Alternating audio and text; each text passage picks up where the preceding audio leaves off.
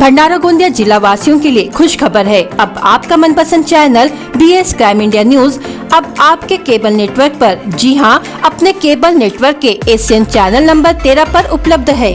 BS crime India news पर खेल, राजनीति, crime, साहित्य व अन्य खबरें प्रकाशित की जाती है। हमारे साथ जुड़ने के लिए तथा हमारे चैनल में खबरें, विज्ञापन आदि के लिए संपर्क करें 8669151757 पर।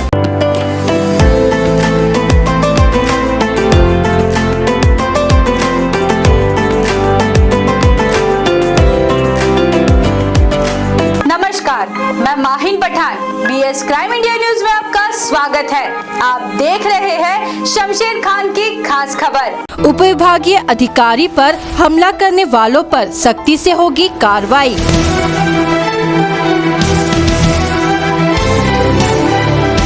चार आरोपी का 2 तारीख तक होगा PCR।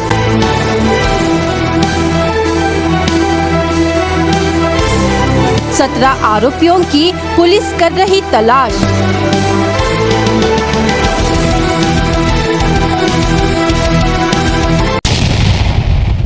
भंडारा जिले के पौनी तहसील में 27 अप्रैल 2022 को उपविभागीय अधिकारी रविंद्र राठौड़ अवैध रेती तस्करों पर कार्रवाई करने हेतु अपने स्टाफ के साथ गए थे, लेकिन बेटाला में रेती तस्करों ने उन पर हमला किया, जिसमें उपविभागीय अधिकारी घायल हुए। साथ ही एक पुलिस कर्मी को भी अंदरूनी चोटें आई। इस घटना को गंभीरता से लेते हुए स्थानिक गुने शाखा उपविभागीय पुलिस अधिकारी पौनी और पौनी पुलिस स्टेशन इन तस्करों को पकड़ने के लिए अलग अलग पथक निर्माण किए, जिसमें अब तक 4 आरोपी पुलिस हिरासत में लिए गए, जिन्हें आज कोर्ट में पेश किया गया। कोर्ट ने उनका PCR 2 तारीख तक दिया है। इस घटना की जानकारी पुलिस अधीक्षक वसंत जाधव ने प्रेस कॉन्फ्रेंस में दी। पौनी पुलिस स्टेशन में जो ऑफेंस दाखिल हुआ था उसमें 4 आरोपी अरेस्ट हुए, उनको 2 तारीख तक PCR मिला है। पुलिस ने इन्वेस्टिगेशन में 22 टोटल आरोपी निष्पन्न किए हैं। 3 पुलिस स्क्वाड्स फॉर्म किए हैं और वो आरोपी की तलाश जारी है। जल्द ही आरोपियों को अरेस्ट किया जाएगा, जिसमें आरोपियों के नामों का खुलासा किया गया। मोखारा निवासी धर्मेंद्र सुदाम नखाते उम्र 30 वर्ष, बामनी निवासी राजेश वामन मेघरे उम्र 38 वर्ष, रुयाड़ रहवासी राहुल गोपाल काठेखाए उम्र 33 वर्ष तथा जुनोना निवासी प्रशांत मूलचंद मोहरकर इन्हें हिरासत में लिया गया है। एक वीडियो वायरल हुआ जिसमें पुलिस कर्मियों के साथ रेती तस्करों का खाना खाते हुए बताया गया। इस वीडियो की जाँच पड़ताल कर 3 पुलिस कर्मियों को निलंबित किया गया और इस वीडियो की तय तक जांच की जाएगी। इस पत्र परिषद में पुलिस अधीक्षक वसंत जाधव, SDPO विजय डोडस, स्थानिक गुने शाखा पुलिस निरीक्षक जयवंत चौहान और भंडारा पुलिस निरीक्षक सुभाष बासे तथा प्रिंट मीडिया व इलेक्ट्रॉनिक मीडिया के वरिष्ठ पत्रकार उपस्थित थे। त्याच्याप्रमाणे इमिडिएटली पुलिस तिथं पोहोचले होते। पुलिस पोहोचल्याच्या नंतर तिथल्या जे लोक होते त्यांना दूर करून अधिकाऱ्यांना वगैरे पोलीस स्टेशनला घेऊन आले। त्याच्यानंतर गुन्हा दाखल केला। त्याच्यातील एकूण 4 आरोपींना अटक करण्यात आलेली आहे आणि त्यांना 2 तारखेपर्यंत PCR मिळालेली आहे। उर्वरित आरोपी पोलिसांनी 22 निष्पन्न केलेले टोटल। त्याच्यामध्ये धर्मेंद्र नखाते, राजेश मेघरे, राहुल काटेखाई, प्रशांत मोहरकर अशा 4 आरोपींना अटक करून त्यांची 2 तारखेपर्यंत PCR घेण्यात आलेली आहे। त्यानंतर जे आता पाहिजे आरोपी आहेत ते भोला बुक्कावन, दिनेश बांगळकर, आकाश पंचेबाई, गणेश मुंडले, अक्षय तलमले, सागर बर्डे, प्रदीप बोंदे, मंगेश नांगरेकर, भुते यांचं दिवाणजी, प्रणय तलमले, चेतन बावनकर, भूषण भुरे, जितू तलमले, प्रतीक नागपुरे, गणेश जुनघरे, नितीन जुनघरे, विक्रम हटवार, अमोल बोंदे यांचा शोध घेणं चालू आहे। 3 पथकं तयार केलेली आहेत आणि ती नागपूर सिटीमध्ये आहेत। यामध्ये एका आरोपीला पकडल्याच्या नंतर 3 पोलीस त्याच्यासोबत जेवण करत होते उमरेड येथील एका ढाब्यावरती। त्याची चौकशी SDPO पौनी यांना दिलेली होती। SDPO पौनी यांनी चौकशीचा अहवाल दिल्याच्या नंतर त्यांना काल निलंबित करण्यात आलेले आहे। जिला स्तरीय शांति समिति की बैठक का आयोजन शनिवार 30 अप्रैल को पुलिस मीटिंग हॉल में किया गया, जिसमें पुलिस अधीक्षक वसंत जाधव ने नागरिकों का मार्गदर्शन करते हुए कहा कि आपत्तिजनक गतिविधियां व सोशल मीडिया पर होने वाले भड़काऊ मैसेज पर पुलिस विभाग कड़ी नजरें गड़ाई हुई है और जिले में शांति किस प्रकार बनी रहनी चाहिए, इस संदर्भ में भी उन्होंने उस वक्त मार्गदर्शन किया। येणाऱ्या सणांच्या अनुषंगाने या जिल्ह्यातील सर्व शांतता प्रस्थापित करण्यासाठी पोलीस दल आहेच, परंतु त्यांच्या खांद्याला खांदा लावून मदतीसाठी सदैव तत्पर असणारे माझे सर्व शांतता कमिटीचे सदस्य, त्याचबरोबर या जिल्ह्यामधील हिंदू बांधवांची जी मंदिर आहेत त्यांच्यातले जे ट्रस्टी आहेत, जे पुजारी आहेत ते सुद्धा आजच्या कार्यक्रमाला उपस्थित आहेत। त्याचबरोबर मस्जिद कमिटीचे जे ट्रस्टी आहेत ते सुद्धा या कार्यक्रमाला उपस्थित आहेत। तसेच बौद्ध विहारमधील सुद्धा चर्चचे सुद्धा प्रतिनिधी उपस्थित आहेत। पण मागल्या महिन्यामध्ये शांतता कमिटीची बैठक घेतली होती, कारण त्या बैठकीचा मुख्य उद्देश असा होता की येणाऱ्या काळामध्ये त्यावेळेस रामनवमी होती, त्याचबरोबर हनुमान जयंती होती, त्याच्यानंतर डॉक्टर बाबासाहेब आंबेडकरांची जयंती होती, त्याच्यानंतर महात्मा फुलेंची जयंती होती। म्हणजे मागल्या महिन्यामध्ये बऱ्यापैकी सण होते। त्याच्यानंतर जो मुस्लिम बांधवांचा रमजान महिना होता तो सुद्धा उपवास सुरू झाले होते आणि तो 3 तारखेला समाप्त होणार आहे। त्याच दिवशी हिंदू बांधवांचा सुद्धा अक्षय तृतीया हा सण आहे।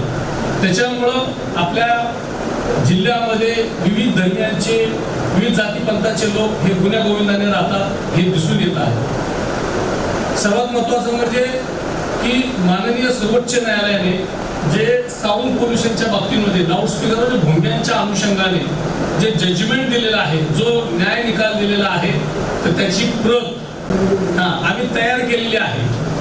कारण सगळ्यांना कळलं पाहिजे की रात्री 10 ते सकाळी 6 वाजेपर्यंत कोणालाही लाऊडस्पीकर लावता येणार नाही। म्हणजे पोल्युशनचे जे रूल्स आहेत 2000चे त्याच्यामध्ये स्पष्टपणे नमूद केलेलं आहे की रात्री 10 ते सकाळी 6च्या दरम्यान कोणालाही भोंगा किंवा लाऊडस्पीकर, काय कारण लाऊडस्पीकर हा इंग्रजी शब्द आहे, जसं मराठीमध्ये भोंगा म्हणतो आपण त्याला, आपल्या कॉमन भाषेमध्ये भोंगा, तर भोंगा लावता येणार नाही। कारण माननीय सर्वोच्च न्यायालयाचा जो निर्णय असतो तो निर्णय म्हणजे कायदा असतो, हे लक्षात घ्या। त्याच्यामुळं त्यांनी नियम क्रमांक 2 मध्ये, त्या ऍक्ट मधील 2 मध्ये अशी तरतूद केलेली आहे की राज्य शासन 15 दिवसासाठी 2 तासाची वाढीव मुदत देऊ शकेल, म्हणजे रात्री 10 ते 12, परंतु 4 त्याच्यामध्ये स्पष्टपणे नमूद केलेलं आहे की कोणकोणते क्षेत्र त्यांनी नमूद केलेले, 4 क्षेत्र नमूद केलेले: औद्योगिक क्षेत्र, व्यापारिक क्षेत्र, निवासी क्षेत्र आणि शांतता क्षेत्र, अशा प्रकारचे 4 क्षेत्र डिक्लेअर केलेले आहे। त्याच्यामध्ये किती डेसिबलचा आवाज असावा याच्याबद्दल नमूद केलेलं आहे। मी मागाशी जे सांगितलं की 10 ते 12 फक्त 12 दिवसासाठीच तुम्हाला वाढून मिळेल, हे जे नियम आहेत ते ऑडिटोरियम, नाट्यगृह, चित्रपटगृह ह्याला लागू, कारण हे आता आपली ही रूम जी आहे, आपला जो हॉल आहे, त्या हॉलच्या बाहेर आवाज जात नाहीये, त्याच्यामुळे तुम्ही 3 वाजेपर्यंत पण कार्यक्रम करू शकता, परंतु तुम्ही असा पब्लिक प्लेस मध्ये करू शकत नाही, फक्त 15 दिवस करू शकता।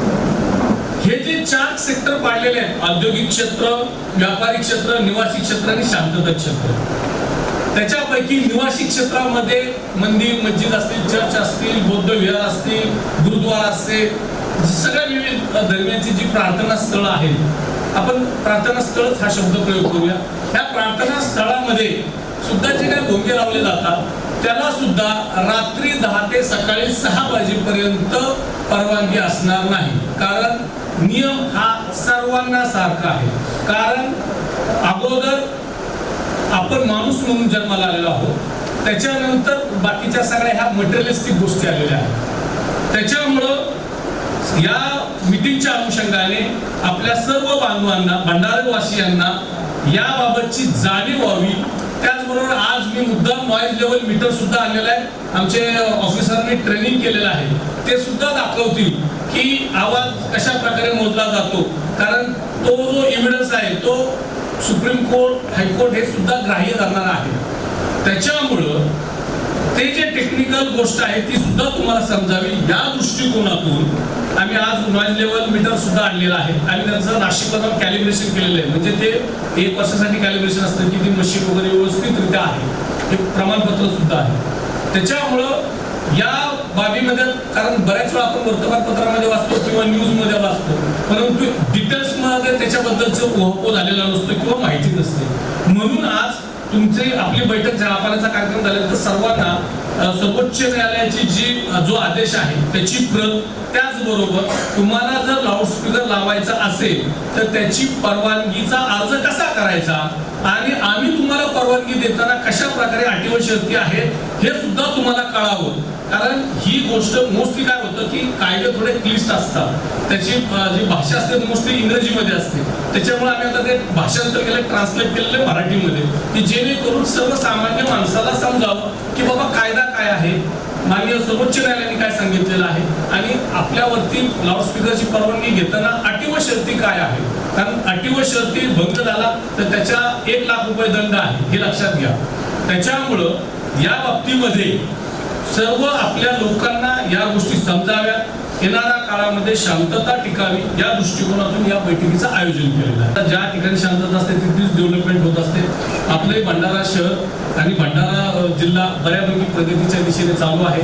मोठमोठे रोड्स होत आहेत, 6 लेन सुरू होत आहेत, त्याच्यानंतर बायपास होतोय, कॉलेजेस होत आहेत, आता वेगवेगळे व्हेटरनरी कॉलेज येईल, त्याचबरोबर तुमचं नर्सिंगचं कॉलेज, मेडिकल कॉलेजसाठी सुद्धा प्रयत्न चालू. म्हणजे बऱ्याच विकासाच्या या ठिकाणी गोष्टी येत आहेत. त्याच्यामुळं आपल्या जिल्ह्याची जी ओळख शांततेचा जिल्हा म्हणून आहे, निश्चितच ही खूप चांगली बाब आहे. कारण त्याचं सर्व श्रेय तुमच्यावरती जातं, कारण तुम्ही मदत करत असता, तुम्ही त्या ठिकाणी पुढे येत असता. पोलीस तर हे लॉ एक्झिक्युटर आहेत, आम्ही तर कायद्याची अंमलबजावणी करणारच आहोत, कारण आमच्यावरती ते बंधनकारक आहे. कारण आम्हाला तर कायद्याचं अंमलबजावणी करायची आहे, कारण आम्ही लॉ एक्झिक्युटर आहे.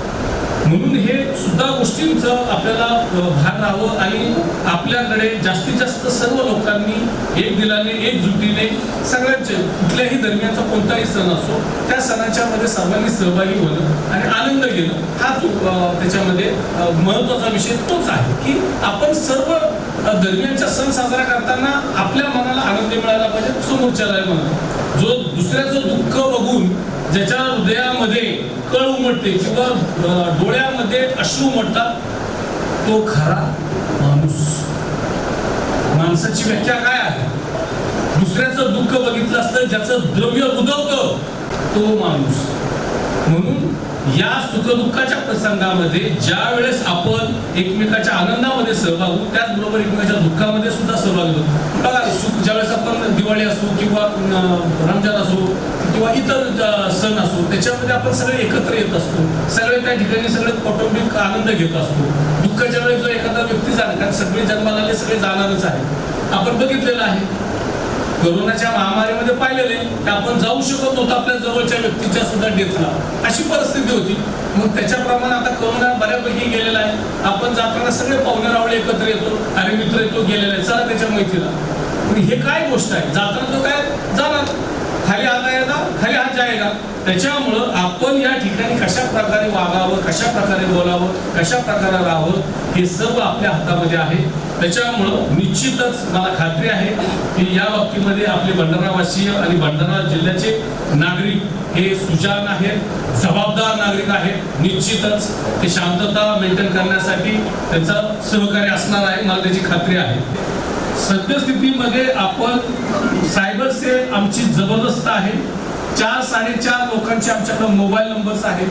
कोणी काही अफवा जर पसरवली तर कृपया आमच्याशी तात्काळ संपर्क करावा, कारण सोशल मीडियामुळे नको त्या गोष्टी फॉरवर्ड होतात की ज्या काही खऱ्या नसतात, खोट्या असतात, लोकांच्या भावना भडकतात. त्याच्यामुळं कृपया माझी सर्वांना विनंती आहे की आमच्याकडं सर्व लोकांचे डेटा आहेत. आम्ही लगेच at a time balcony message पाठवून सांगू शकतो की हे खरं आहे खोटे किंवा काय, कारण पोलीस त्याच्यासाठी की कायदा व सुव्यवस्था टिकवण्यासाठी आम्ही आहोत.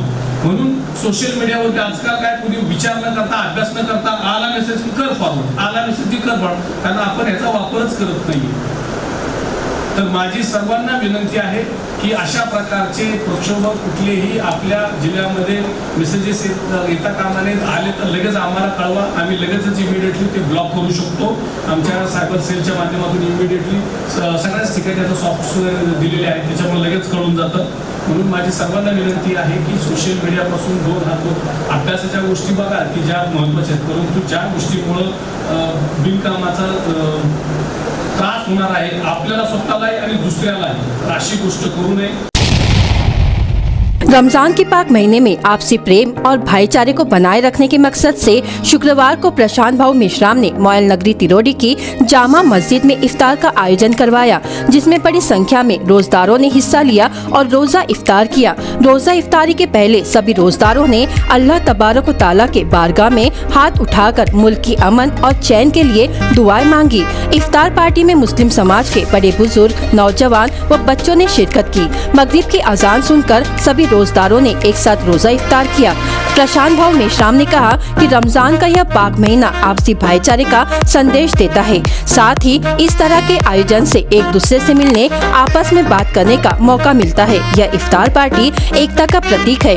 रोजदारों ने बताया कि रमजानुल मुबारक यह पाक और पवित्र महीना रहमतों व बरकतों से भरपूर है। जो शख्स रोजदारों को इफ्तार कराता है, अल्लाह तबारक व तआला उस शख्स को रोजदारों के बराबर सवाब अता फरमाता है। पवित्र रमजान एक प्रशिक्षण का महीना है जो रोजदारों को बुराइयों से बचने की सीख देता है। रमजान समाज में भाईचारे और समरसता की सीख देता है, जिसको अपनाने की बेहद आवश्यकता है। इस मौके पर प्रशांत सूर्यवंशी, अजय मेश्राम, जुबी रामटेके, प्रशांत गोहसवार, बुद्धरत्न रावत सहित अन्य मौजूद रहे। जिला स्तरीय शांति समिति की बैठक का आयोजन शनिवार 30 अप्रैल को पुलिस मीटिंग हॉल में किया गया। जातीय एकता और सद्भावना बनाए रखने के लिए पुलिस मीटिंग हॉल भंडारा में 28वीं जिला स्तरीय शांति समिति और जातीय सुलह समिति का आयोजन किया गया था। पुलिस विभाग ने बताया कि बैठक का आयोजन रमजान ईद की पृष्ठभूमि में उत्साही लोगों की आपत्तिजनक गतिविधियों, घोषणाएं करने या मोबाइल मीडिया के माध्यम से अनुचित जानकारी फैलाने से धार्मिक दरार की संभावना को देखते हुए इस मीटिंग का आयोजन किया गया था। जिला स्तरीय शांति समिति बैठक का आयोजन शनिवार 30 अप्रैल को पुलिस मीटिंग हॉल में किया गया। जातीय एकता और सद्भावना बनाए रखने के लिए पुलिस मीटिंग हॉल भंडारा में 28वीं जिला स्तरीय शांति समिति और जातीय सुलह समिति का आयोजन किया गया था। पुलिस विभाग ने बताया कि बैठक का आयोजन रमजान ईद की पृष्ठभूमि में उत्साही लोगों की आपत्तिजनक गतिविधियों, घोषणाएं करने या मोबाइल मीडिया के माध्यम से अनुचित जानकारी फैलाने से धार्मिक दरार की संभावना को देखते हुए इस मीटिंग का आयोजन किया गया था। लेकिन शांतता कमेटी के भी चलो बैठक की तो अच्छी बात है। एसपी साहब ने अभी महीना भर पहले ली थी। हमको ये बहुत खुशी की बात है कि जिले में हमको 2 व्यक्ति, आदरणीय कलेक्टर साहब और एसपी साहब, बहुत ही अच्छे व्यक्ति है और काम भी इनका सराहनीय है। अभी इन लोगों को कोरोना काल में अवार्ड भी मिला, ये बहुत खुशी की बात है। मैं आने वाले सभी समूह की आपको मुबारकबाद देता हूँ। बस कलेक्टर साहब और एसपी साहब से इतनी बात कहना है कि जो अपने भंडारा जिले में जो भी काम होते हैं, जैसे रोड के हो गए, ये काम की कलेक्टर साहब और एसपी साहब ने समीक्षा लेना चाहिए। तो हमको आदेश पुलिस स्टेशन से दिया गया था, थानेदार साहब ने हमारे, क्या रात 10 से 6 बजे तक आप बिल्कुल बंद रखिए। तो हमने अभी फजर की अजान भी हम माइक में नहीं दे रहे, जो ऐलान करते थे रोजे का वो भी हम माइक में नहीं कर रहे। मंगल की ईद है, मैं आप सभी को दावत देता हूँ। ये ईद में सब दावत तेरे बोल के दी नहीं जाती, बस मिलने के लिए घर पे आते। तो आप सभी को धन्यवाद। मगर शांतता कमेटी की मीटिंग है और आपसी भाईचारा बढ़ाने के उद्देश्य ही हम लोग सब यहाँ जमते थे। हर जगह पे, चाहे भंडारा जिले के अंदर कोई भी गांव हो, हर समाज के लोग रहते हैं और आपसी के अंदर उनका जो भाईचारा है वो देख से बढ़ता है। चाहे मुसलमान समाज का कोई भी त्यौहार हो, चाहे हिंदू समाज का कोई त्यौहार हो, सब एक दूसरे से मिलजुल के रहते हैं और मिलजुल के वो त्यौहार मनाते हैं और आपसी में एक दूसरे को शुभकामनाएं भी देते हैं। ये इस जिले के लिए बहुत टफ फाइनल है। एक बहुत अच्छा सब इस विषय है कि इसमें हर जिले में, इस जिले के अंदर हर समाज के, हर समुदाय के लोग एक दूसरे से मिलजुल कर रहते हैं। ये भंडारा जिले की बहुत बड़ा प्लस पॉइंट है कि यहाँ पे आज तक कैबिनल राइट, जिसको हम बोलते हैं कभी इसमें कैबिनल राइट आज तक कभी भंडारा जिले के अंदर नहीं हुआ है। और ये इसके लिए मैं हमारे पूरे शासक वर्ग को, जो भंडारा जिले का शासन वर्ग है, उनको मैं उसकी बधाई देता हूँ। और मैं अपेक्षा करता हूँ कि आने वाले दिनों के अंदर भी ये भंडारा के अंदर जो सांस्कृतिक का एक पालन हो रहा है, इसी तरीके से ये पालन होता रहे और सब हम एक दूसरे से भाईचारे से रहे, यही शुभकामना देते हुए मैं आप सबसे देता हूँ। धन्यवाद। मिलो आपस में ऐसे कि शक्रशील हो जाओ और जुड़ो आपस में ऐसे कि लोहे के जंजीर हो जाओ। जुड़ो आपस में ऐसे कि लोहे का जंजीर हो जाओ। और आगे बचपन में एक शेर पढ़ा करते हैं, मदरसन चलता है कि हो मेरे दम से यूं ही मेरे मुल्क की जीनत, हो मेरे दम से यूं ही मेरे इस चमन की जीनत, जिस तरीके से फूल से होती है चमन पर जीनत। जाती सहयोग समिती भंडारा यांच्या संयुक्त विद्यमानाने या ठिकाणी एक जातीय सहयोग आढावा बैठक वरिष्ठांच्या अध्यक्षतेखाली घेण्यात येत आहे। या ठिकाणी आम्हाला संबंधित पोलीस अधिकाऱ्यांच्या माध्यमातून आम्हाला पाठवून करण्यात आलं की आज आपण भंडाराला यावं। 3 तारखेला रमजान ईद आहे। त्या रमजान ईदमध्ये आपल्याला कायदा, शांतता आणि सुव्यवस्था याचा परिपूर्ण भान ठेवून सर्व धर्मसंभाव ही दृष्टिकोन, सामाजिक भूमिका आणि पारदर्शिता नजरिया या भावनेनं मग तो सण हिंदूचा असो की मुसलमानाचा, कुठली भावनेला आपण दुखावत न करता आपण तो सण चांगल्या पद्धतीने साजरा झाला पाहिजे। कारण शांतता आणि सुव्यवस्थेचा जर म्हटलं, हा जरी विभाग जरी असला परंतु सर्वप्रथम आपण नेहमीच मला तर असं वाटतं की we are not Indian citizen, we are the global citizen. आपली जबाबदारी आता वाढलेली आहे आणि हे राष्ट्रसंतांनी सुद्धा सांगितलंय। मग काही गोष्टीचा असा परिणाम तो चला झुकेगा नाही बोले, लकीव नाही एवढा परिणाम आखरी चालायला लागले। अरे एक तो साहेब ने ऐसा कहा है कि झुकता वही है जिसमें जान होती, झुकता वही है जिसमें जान होती है और अखंडना मुर्दों की आता जो प्रकरण चालत आहे तर सर्वांना जगण्याचा आणि माणुसकीने जगण्याचा अधिकार आहे। धर्म कोणता असो, मुस्लिम असो, बौद्ध असो, शीख असो, ईसाई असो, आपल्या त्या धर्माशी काही लेणे देणे नाही। माणसाने माणुसीने जगावं हे अतिशय महत्त्वाचं आहे। सर्वप्रथम आपल्याला जात-पात नसून आपण एक मानव आहोत, एक स्त्री आहे, एक पुरुष आहे, हे दोनच आपले धर्म आहेत। या दृष्टिकोनातून जर आपण प्रयत्न केला तर खऱ्या अर्थाने आपल्या या देशातील लोकशाही टिकू शकेल।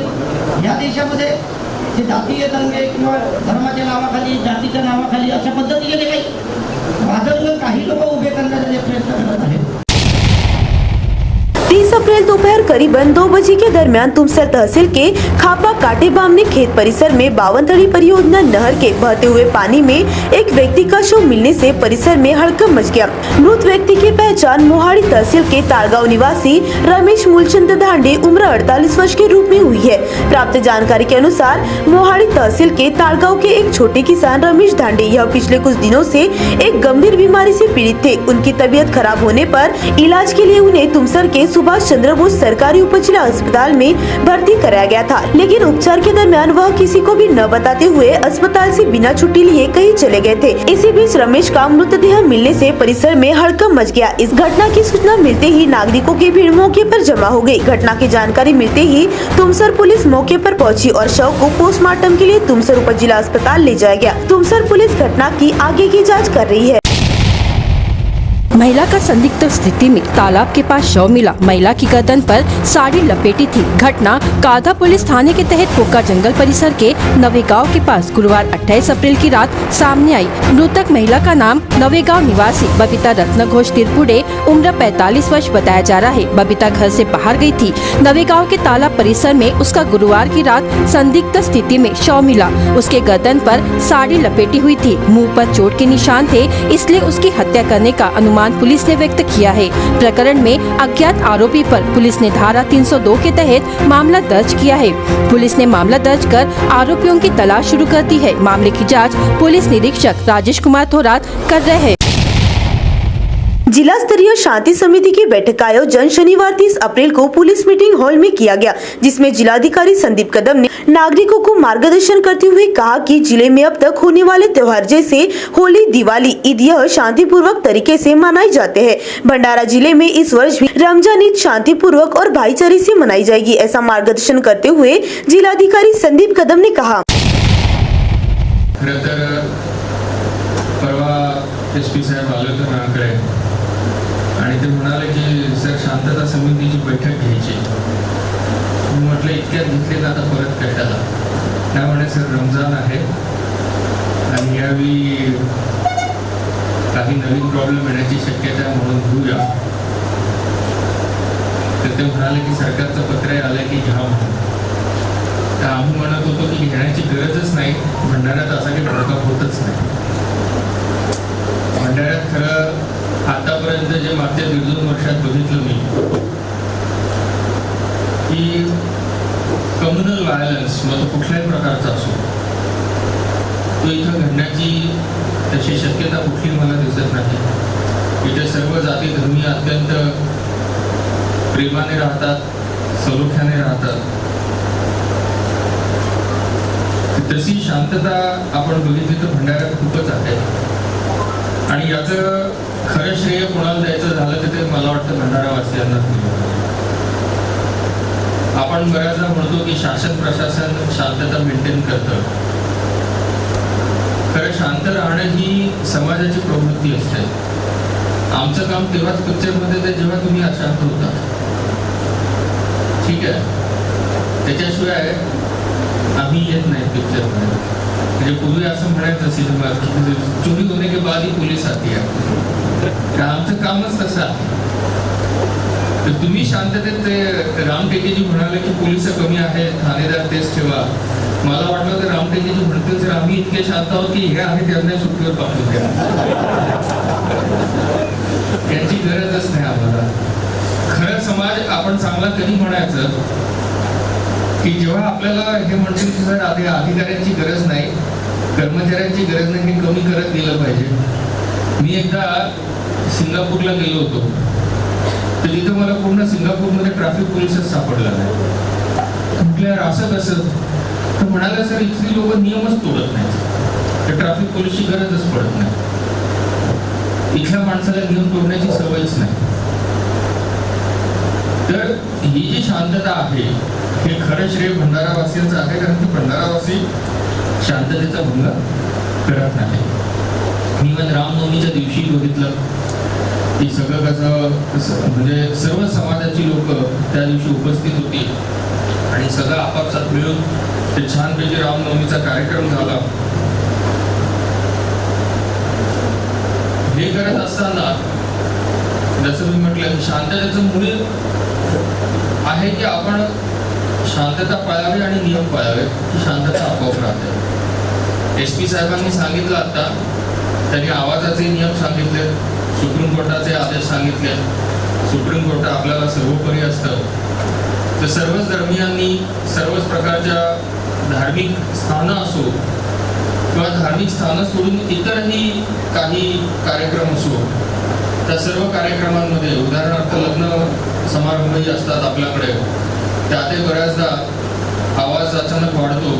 मध्ये मला रात्री 12:15 वाजता पोलीस स्टेशनला फोन करून सांगावं लागलं होतं, साधारणतः वर्षभरापूर्वी कोरोनातून थोडा कोरोना कमी झाला, कोणाला तरी अचानक उत्साह आला, तो रात्री 12:30 वाजता लग्नाची गाणी लावून जोरजोरात नाचत होता। तिथेही पोलीस पाठवावी लागली आणि त्यांना सुप्रीम कोर्टाच्या आदेशाची आठवण करून द्यावी लागली।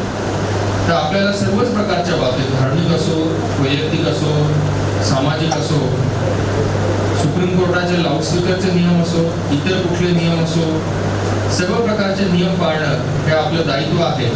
किंबहुना मला बऱ्याचदा वाटतं की नियम पाळणं हे देशभक्तीचं, राष्ट्रभक्तीचं खूप मोठं दर्शक आहे. म्हणजे आम्ही लहान असताना लोक असं म्हणायचे, देशभक्ती पाळायची ना, बंदूक हात में और बॉर्डर पे जाके लढो. पण आज तशी परिस्थिती राहिलेली नाही. प्रत्येक जण बॉर्डरवर जाऊन लढत नाही. मग मला देशभक्ती दाखवायची तर काय करायचं? मी ट्रिपल सीट नाही चालवायचं, मी हेल्मेट घालून चालायचं, मी सीट बेल्ट लावायचा.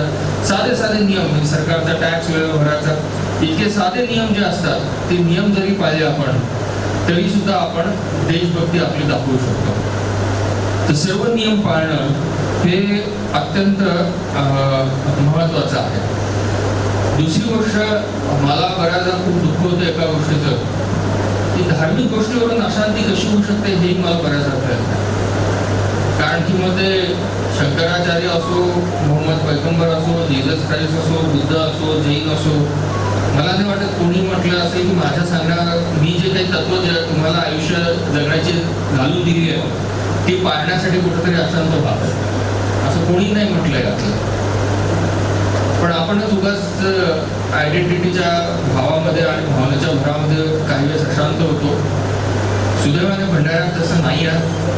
भंडाऱ्याची ही आपली जी परंपरा आहे, जी आपली इतिहास आहे, तो आपण असाच वर्तमानातही आणूया आणि तो भविष्यातही नेऊया. उद्याचा जो सण आहे, सण आपण आनंदासाठी साजरे करतो, तो आनंदानेच साजरा करूया आणि तो आनंद सगळ्यांमध्ये वाटूया, सर्वांमध्ये वाटूया आणि आनंदानेच हे सगळं साजरं करूया. मला पूर्ण विश्वास आहे की हे सगळं शांततेत होईल. दुसरी गोष्ट, SP साहेबांनी सांगितलंच की कोणीही गोंधळ करेल, काही करेल तर त्यांच्याकडं 3,500 लोकांचे नंबर आहेत, ते सगळे सोशल मीडियावर आहेत. ते साहेबांचं लक्ष आहे. साहेबांनी फार प्रेमाने सांगितलं, काही झालं तर मला सांगा. त्यांचं म्हणणं, काही झालं तर माझ्याशी गाठ आहे. ठीक आहे, तर त्यांच्याकडे सगळी व्यवस्था आहे, आपल्या पोलिसांकडे आहे. सगळं काही आपण प्रेमाने करू, प्रेमाने होईल अशी मला पूर्ण अपेक्षा आहे.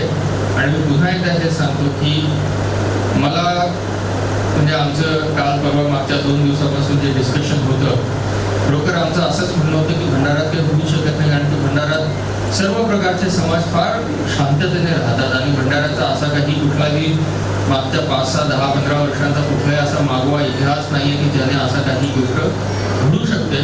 तर तोच इतिहास आपल्याला त्याचंच पुनरावर्तन करायचं आहे आणि असंच प्रेमाने हा सण साजरा करायचा आहे, आनंदाने साजरा करायचा आहे आणि तो आनंद सगळ्यांना वाटायचा है. बढ़ती दुर्घटनाओं को देखकर लाखनी व साकोली शहर में लगभग 525 करोड़ की लागत से उड़ान पुल का निर्माण किया गया। इन दोनों पुलिया को लोकार्पण किए बिना ही शुक्रवार 29 अप्रैल यातायात के लिए खोल दिया गया। हाल ही में जिला दौरे पर पालक मंत्री डॉक्टर विश्वजीत कदम तथा विधायक एडवोकेट अभिजीत वंजारी ने लोकार्पण नहीं हुआ तो पुल को ऐसे ही 1 मई को नागरिकों के लिए शुरू करने की धमकी दी थी, जिसके बाद JMC कंपनी के अधिकारियों ने शुक्रवार की सुबह साकोली व लाखनी के पुल से यातायात शुरू कर दी। बता दे कि लाखनी व साकोली शहर में बढ़ती दुर्घटनाओं को रोकने के लिए उड़ान पुल का निर्माण किया गया। शहर में 3 किलोमीटर से अधिक लंबाई वाले 6 लेन के बड़े पुल बनाए गए। कोरोना के कारण निर्माण कार्य में लगभग 15 माह का विलम्ब हुआ। उड़ान पुल का निर्माण पूर्ण होने के बावजूद नागरिकों के लिए यातायात के लिए नहीं खोला गया था। इससे नागरिकों को परेशान होना पड़ रहा था। ऐसे में पालक मंत्री डॉक्टर कदम तथा विधायक वंजारी ने चेतावनी देकर 1 मई को बिना उद्घाटन के ही नागरिकों के लिए उड़ान पुल शुरू करने की धमकी दी थी। इस बीच पुल निर्माण कंपनी JMC के अधिकारियों ने लोकार्पण के बिना ही शुक्रवार 29 अप्रैल को 6 लेन वाले पुल को नागरिकों के लिए खुला कर दिया। पुल से यातायात करने पर नागरिकों में उत्साह नजर आया। युवाओं ने पुल से वहन कर सोशल मीडिया पर फोटो साझा किए।